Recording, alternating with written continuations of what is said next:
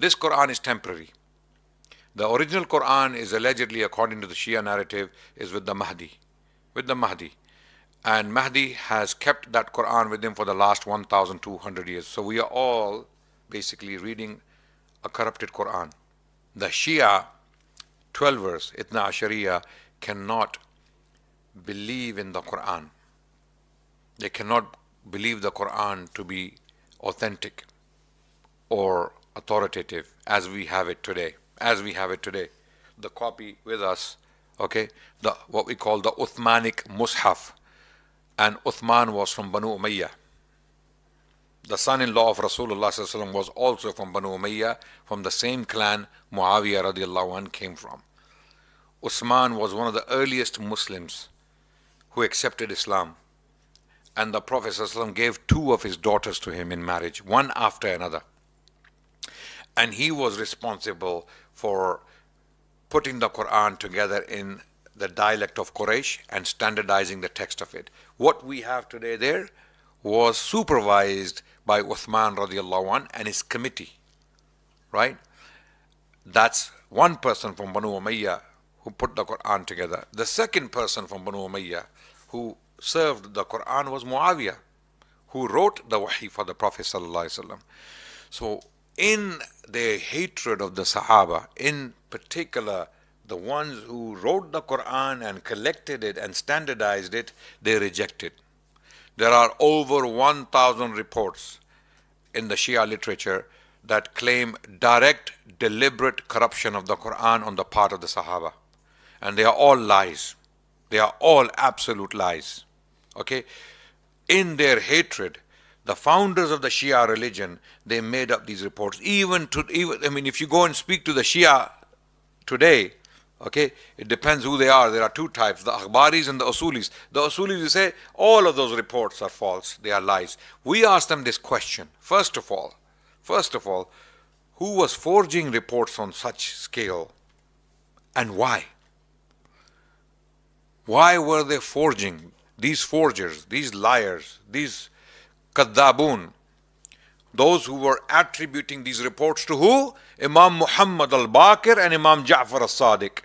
They are attributing these reports that the Quran was deliberately corrupted. For example, in Al-Kafi, there are reports that state, this verse of the Quran, هَكَذَا نُزِلَتْ. This verse was revealed like this and it was changed to this. And there are multiple examples. Over 1,000 reports to this effect, with varying degree of corruption attributed to the Sahaba. Through who? Imam Muhammad al-Baqir and Imam Jafar al-Sadiq. They are the ones who are telling this to their secret Shia. By the way, they are free of these lies. Those 2 Imams, this is another chapter, another story, another lecture in itself. We're not going to go into that. Shia epistemology is another different topic. Okay? So, the point here is that they attribute these reports to the Imams, 2 Imams, 1,000. The question is, why are these forgers forging this? And why were they put in Al-Kafi? Basically the foundation of your religion. Al-Kafi is the foundation of Shia religion, 12 religion. It's one of them, right? Why did Muhammad bin Yaqub al-Kulaini put these lies in his book to that scale? No answer. Second question. These people who are reporting these lies from from Muhammad al-Baqir and Ja'far al-Sadiq radiallahu anhuma, from both of them, right? Are they the same people who are reporting your concept of imama? The answer is yes. Mullah Baqir Majlisi, he confirms this later on in Persia, who is one of the greatest muhaddithin. He says, if we question the reports about the tahrif of the Quran, the corruption of the Quran, then we have to be consistent and question every single report about imama. So there goes your imama. If you reject the corruption of the Quran, which is kufr akbar, corruption of the Quran, anyone who believes in the corruption of the Quran is kufr akbar. It takes you out of Islam. You're a kafir. If you say even a word of the Quran has been corrupted, you're a kafir. They will come back and say, oh, no, no, no, no, in your books there is this hadith and there is that hadith and the goat ate the Quran. They will come back with these things, the shubhat. They will come back with shubhat. And first of all, everything they will bring will have two problems with it. Either it is irrelevant and da'if, either what they bring to prove corruption in our books, for example, corruption of the Quran claimed in our books, either it is absolutely da'if, untrustworthy, and there will be Shias in the origin of it, the reports, or it's irrelevant, or it will be about nasikh and mansukh. Nasikh and mansukh. Okay? Certain verses of the Quran were abrogated. So they will say, oh, no. We're not talking about nasikh and mansukh. Nasikh and mansukh is something the Shias also believe in. We have reports in the Shia books where Imams are allegedly teaching this very concept that's found in our hadith books, that there are certain verses of the Quran that were abrogated. We are talking about deliberate corruption. Don't conflate the two issues. What they claim is that there are verses in the Quran that were deliberately taken out or added to or manipulated or corrupted. That's what we are talking about. That's what we're talking about. Show us a hadith in our books where it says this ayah was revealed like this and someone took it out and put it like this. Right?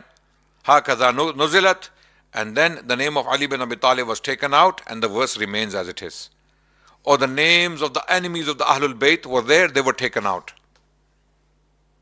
So basically the Quran got corrupted. You know why this idea was concocted? It was due to the hatred of the Sahabah. Now, the founders of the Shia religion in Kufa and then later on in Qum, they had to be consistent. How can you curse the Sahaba? How can you hate them and make takfir of them? And you start with Muawiyah. How can you do that and then believe in the Quran? Because these are the people who gave us the Quran. So you have to now question the authenticity of the Quran. You have to reject the Quran as well. Otherwise, you're not being consistent. That's the game. That's why all these reports. But later on, it became a big problem for the Shia authorities because they could not now. Because the Quran says what? A'udhu billahi min shaitan rajim. La ya'tihi al-batilu min bayni yadayhi wala min khalfi. Batil, falsehood, will not affect this book from front or behind. Allahu Akbar. No falsehood will be able to affect this book.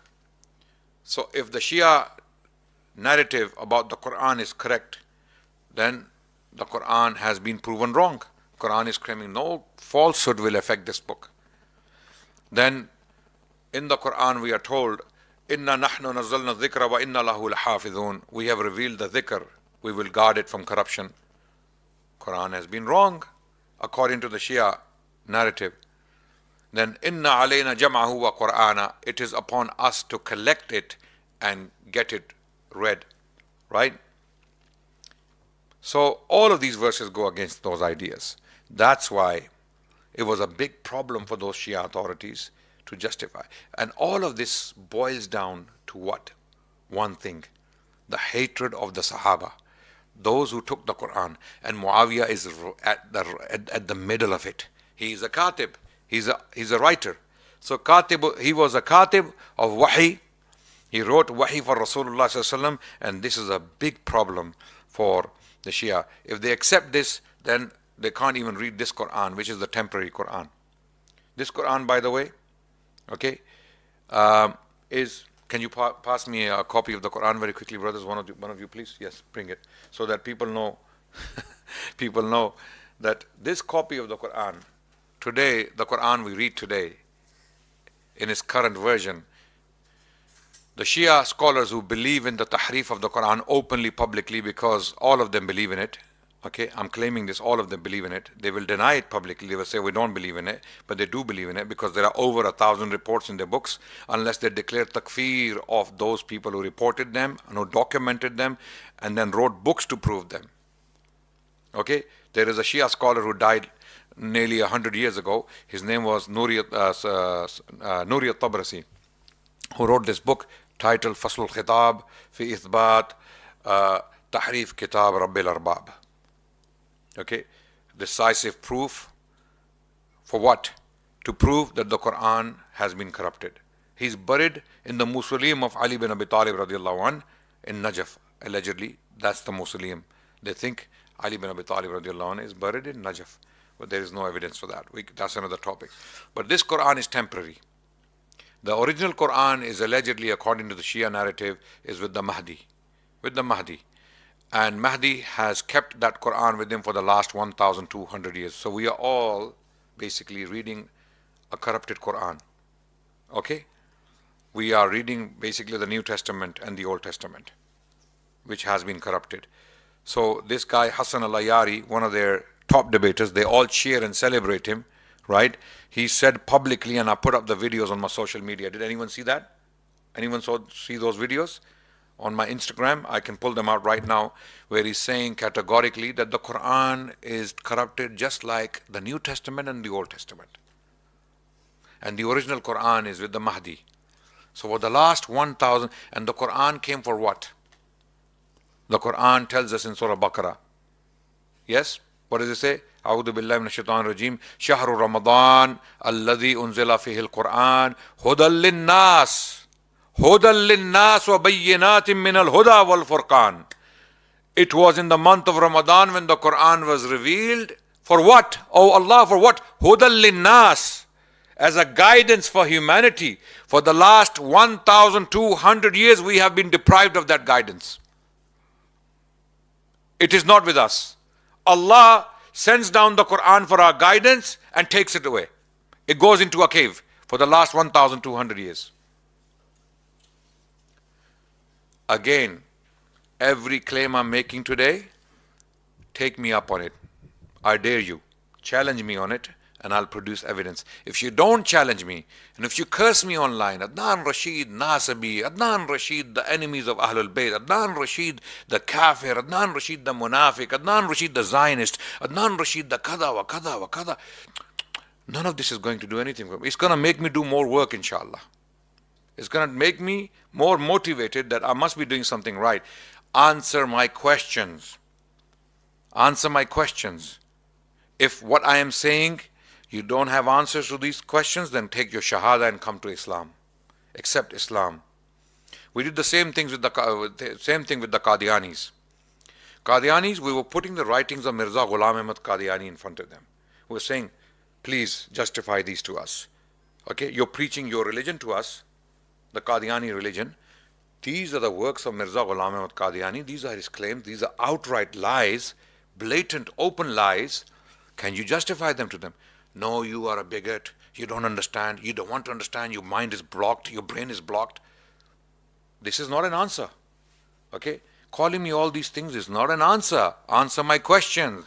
If what I'm saying is true, if the Quran tells us that this book cannot be corrupted, then your books are corrupted. Your Al-Kafi is a lie. Your Man La Yahduru Al-Faqih is a lie. Your Al-Istabsar is a lie.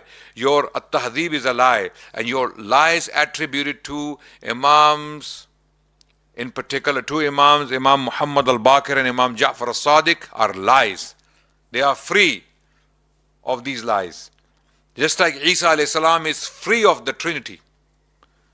Okay, just like Musa alayhi salam is free of all the khurafat you can find in Talmud, in the Talmud, right? Your books attributing lies to the two Imams, okay, are absolute lies.